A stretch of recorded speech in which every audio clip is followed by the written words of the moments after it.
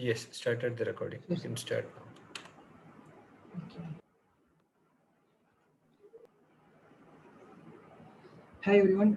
Today I'm going to give you an overview of Microsoft Azure. Okay, let us get started. So this is agenda. What is cloud computing? What are the top benefits of cloud computing? What are the types of cloud computing? Cloud computing deployment models, cloud computing service models, various differences between infrastructure as a service, platform as a service, and the software as a service. What is Azure and what are all the services that Azure provides currently. So these are the things that we are going to discuss one by one in the upcoming slides. Okay, let us move on to the topics. So first thing, what is cloud computing? So before we move into discuss about Microsoft Azure, we should have the basic idea about what is cloud computing. So cloud computing is the on-demand delivery of IT resources storage, servers, databases, and software over the internet with pay-as-you-go pricing. So instead of buying and managing physical data centers and the servers, as needed basis, we can access technology services such as storage and databases uh, from a cloud service providers like AWS and Microsoft Azure. So this is benefits of cloud computing. So actually there are many benefits to move our business to the cloud. Uh, Here I have given some of the top benefits of cloud computing. So the first one is cost savings. So this is one of the best benefit of cloud computing. So here it provides a way to pay as you use the resource services. So using this cloud services, we don't need to train any personnel to maintain the hardware because buying and managing of equipment will be done by the cloud service providers. So the next benefit is security. So normally these cloud service providers offers technologies and controls that will help to protect our data and application from threats. So the reliability, so the cloud computing is a reliable one. It makes the data backup and disaster recovery very easier and less expensive. So the next benefit is high speed. So within just a few minutes, we can deploy our application globally. As it has the infrastructure all over the world, within just a few clicks, we can deploy our application in multiple physical locations. So the next advantage is scalability. So we can increase and decrease the resources based on our demand. So for example, there is a sale going on in Flipkart. So that sale will lead to traffic. So in this case, the cloud service providers will automatically allocate more resources to handle the traffic. So once the traffic comes to normal, the cloud service providers will automatically deallocate the additional resources to minimize the cost. So because of these advantages, nowadays organizations are moving to cloud computing services. So the next one is types of cloud computing. So in the below diagram, we can see the cloud computing is divided into cloud deployments, and another one is cloud services. So actually there are three main types of cloud environment. It's also known as cloud deployment model. So the first one is public cloud, private cloud, and the hybrid cloud. So organizations can choose to run their application in any one of these environment depending on their specific requirement. So on the other hand, cloud services. Actually, there are three main types of cloud services. So first one is infrastructure as a service, platform as a service, and software as a service. So in the upcoming slides, we will discuss these two types a little elaborately. So this is cloud computing deployment models. So as we seen in the previous slide, actually there are three cloud computing deployment models. The first one is public cloud. So in the public cloud, the services are stored offsite and accessed over the internet. So public cloud can be used by general public. All hardware, software, and other supporting infrastructure is owned and managed by the cloud service providers. So actually, this public cloud is owned by the cloud service providers like AWS, Azure, GCP, and this environment will be accessible to businesses over the internet on a pay-per-use model. So basically, these public clouds are mostly ideal for small and medium-sized businesses. Actually, there are three main public cloud service providers. So first one is AWS, next Microsoft and Google. So these are the cloud service providers currently providing their services over the internet on a pay-per-use model. So if you want to give some example for this public cloud means Gmail, Google Drive are the best example of this public cloud environment. So the next one is private cloud. So the cloud infrastructure is used exclusively by a single organization. The organization may run its private cloud or outsource it to a hosting company. The services and infrastructure are maintained on a private network. So in private cloud, the services are offered either over the internet or a private internal network to the selected users instead of the general public. So this private cloud is also known as a internal cloud or a corporate cloud.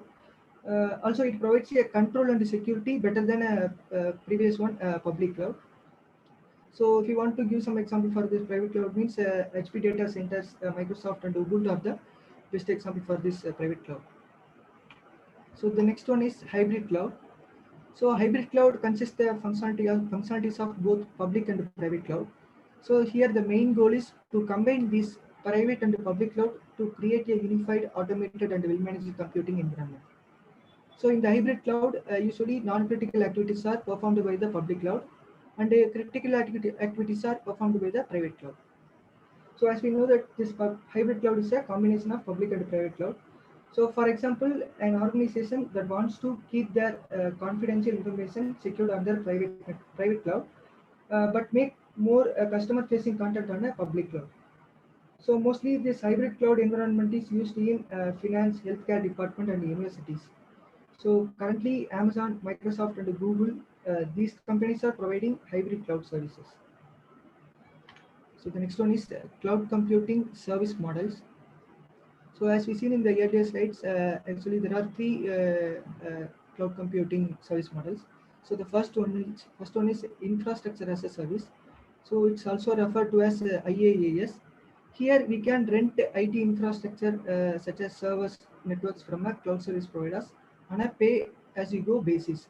So users of infrastructure as a service can outsource and build a virtual data center in the cloud and they have access to the resources as well. So this infrastructure as a service, also known as hardware as a service, actually this is a complete package for computing. So for small scale businesses who are looking to minimize their cost on IT infrastructure, such as the server storage, then this infrastructure as a service is the best solution for them because they will spend a lot of money annually for maintaining and purchasing new components like hard drives, network connections, external storage devices. So by using this infrastructure as a service, they can save more money for other expenses. So the next one is platform as a service. It's also referred to as PaaS. So platform as a service provides a platform on which software can be developed and deployed. So the cloud service providers allows the customer to deploy their own application using programming languages, tools, etc. So these platform as a services are constantly updated and new features are added. Software developers, web developers, and business can benefit from platform as a service. So this platform as a service provides platform and environment on which developers can build their own application and services. And this service is eventually hosted in the cloud and accessed by the users over the internet. So to understand this platform as a service better, we can take a painting class as an example, where the teacher gives us the different colors, papers, paints and brushes. So what we do is we just need to draw a picture using those tools. So the next service is software as a service. It's also referred to as SaaS. So software as a service is a software distribution model in which applications are hosted by a vendor or service provider and made available to customers over a internet. Many important tasks like accounting, sales, invoicing, and planning all can be performed using software as a service. So through internet, we can access this service from anywhere in the world. Usually what we do is we purchase a software and install it on our computer. So but using this software as a service, instead of purchasing the software, just we subscribe to it monthly or a yearly basis. So if you want to give some example for this software as a service means then Google Apps, Zoom and Slack are the best example for this software as a service. So in this slide, I have given some of the. So here we are going to see some of the differences between infrastructure as a service, platform as a service, and the software as a service. So the firstly, the services which are highlighted using orange color will be managed by the organization or a person. At the same time, the services which are highlighted using blue color will be managed by the cloud service providers. So on premises, so when we have these things on premises, then we need to take care of everything. So from the start to end, everything will be managed by organization or a person only. So the next one is infrastructure as a service. Virtualization, server, storage, and networking will be managed by cloud service providers. So only the top five services will be taken care by the cloud service. Sorry, the top five services, applications, data, runtime, middleware, OS will be taken care by the organization or a person. So in platform as a service, services such as runtime, middleware, OS, virtualization, servers, networking, these things will be taken care by the cloud service providers. The only the applications and the data will be managed by the organization or a person. So in software as a service, here everything will be managed by the cloud service providers.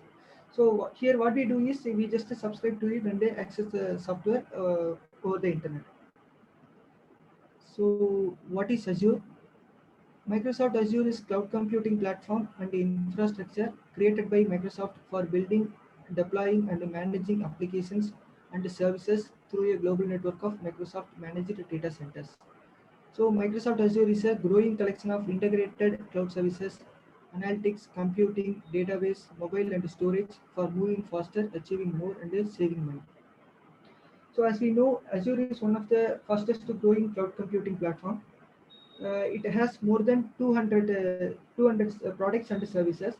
It also provides a way to pay as you use the resource services. Azure is an online portal. Azure is an online portal that allows us to access the cloud services and the resources provided by Microsoft. So to get access to these services and the resources, all we need to have is an active internet connection and ability to connect to the portal. So the next one is here the list of top 10 cloud computing service providers. Uh, First one is Microsoft Azure, AWS, that means Amazon Web Services, Google Cloud, Alibaba Cloud, IBM Cloud, Oracle, Salesforce, SAP, Rackspace Cloud, and the VMware. So the first three, Microsoft Azure, AWS, and Google Cloud are the key players. Currently, they are ruling the cloud computing world. So here I have given some of the basic information that we should know about Microsoft Azure. So Microsoft Azure was launched on February 1st in the year of 2010, significantly later than its main competitor AWS. So this AWS was launched on in the year of 2006. So while AWS is the largest cloud computing platform, Microsoft Azure is the second largest computing cloud platform. So it's free to start and follows a pay-per-use model, which means you only pay for the we only pay for the services that we used for. Interestingly, 80% of Fortune 500 companies use Azure services for their cloud computing needs. Also, it supports multiple programming languages, including Java, Node.js, and C Sharp. Azure has 42 data centers around the world, which is the highest number of data centers for any other cloud platform. So, also Microsoft is planning to build 12 more data centers in the upcoming years. They are planning to build. So this is pros and cons of Microsoft Azure. So let's take a look on advantages of Microsoft Azure. So high availability. So unlike other cloud service providers, Microsoft Azure offers high availability in data centers on a global scale. So because of this advantage, Azure can offer a service level agreement of 99.95%. So the next advantage is security. Azure provides a simple user-friendly services for increased protection, such as multi-factor authentication and app password requirements. So the next benefit is scalability. So scalability is the backbone of any good cloud service provider, and Azure is no different in that. So as we seen in the benefits of cloud computing, Azure makes it easy to scale up or scale down the computing power within just a few clicks. So the next benefit is cost effectiveness. Azure also provides a pay as you use model. So because of this approach, Azure is so attractive to many organizations. Especially, it will be more useful for small, medium-sized businesses. So now let's take a look on the disadvantages of Azure. So it requires management. As with most cloud service providers, Azure needs to be expertly managed and maintained, which includes patching and server monitoring. So the next disadvantage is it requires a platform expertise to ensure all moving parts work together efficiently. So Azure services. So in this slide, we are going to see various Azure services. Actually, these Azure services are divided into 18 categories and it contains more than 200 services. So we are going to discuss only three services among them. Those services are compute, networking, and storage. So first, let's start with the compute services. The first one is virtual machine. This service enables us to create a virtual machine in Windows, Linux, or any other configuration in seconds. So with this service, we can create a virtual machine of Windows or Linux. Also, it's easily configurable, so we can add RAM, we can increase or decrease the RAM. So all these things are possible within just a few seconds. So the next service is cloud service. So this service allows us to create a scalable applications within the cloud. So with this service, we can create the application within the cloud using virtual machines. So after deployment of application, Azure will be taken care of such things like load balancing and health monitoring. So the next service is Service Fabric.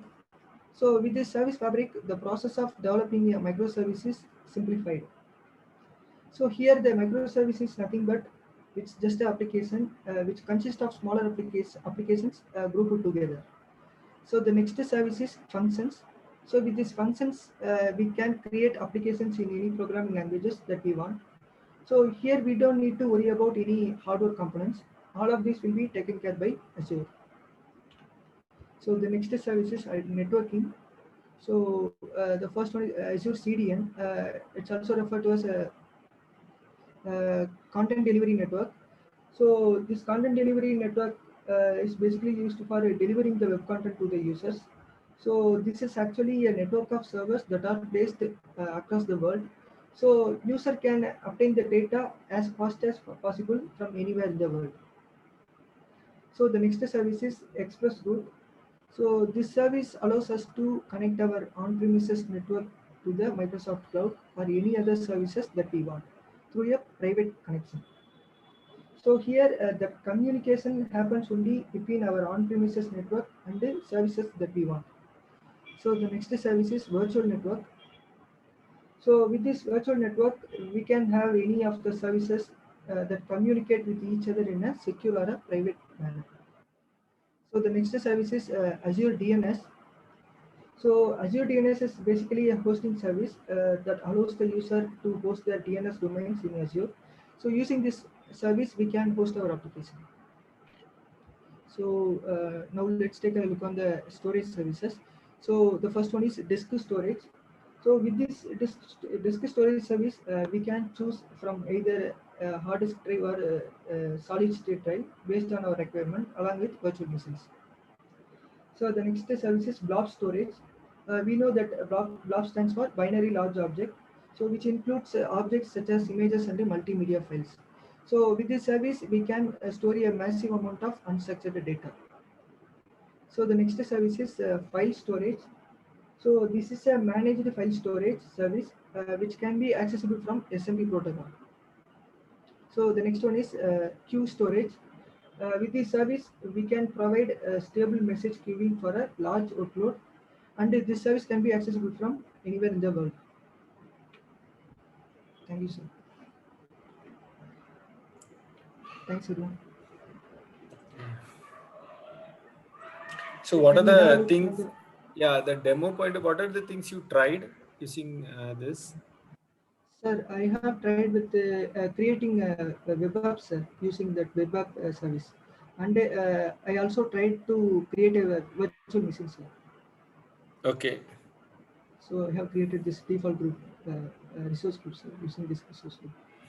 So in this, when you create a VM, so uh, like what are the things you provide? Like you provide the disk, you provide the security, and all those things when you create the VM, right? So how is the username password? Like is there any? Do you directly get the username password for the RDP, or is there any other security No, key sir. or something is generated? How is the process? Sir, here we can have one option like authentication types. Here I enable Ah, this okay, password. okay, Then okay. we have to enter the username password and the confirm password, Hmm. sir. Okay, okay. So once we completed this that virtual machine will be deploying, sir. So then Hmm. if we want to connect to the virtual machine, we need to download the RDB files. So uh, today my subscription has expired, sir. Okay, okay, That's why sure. Hmm. I'm not able to show. Okay, sure. That looks good. Anyone has any questions?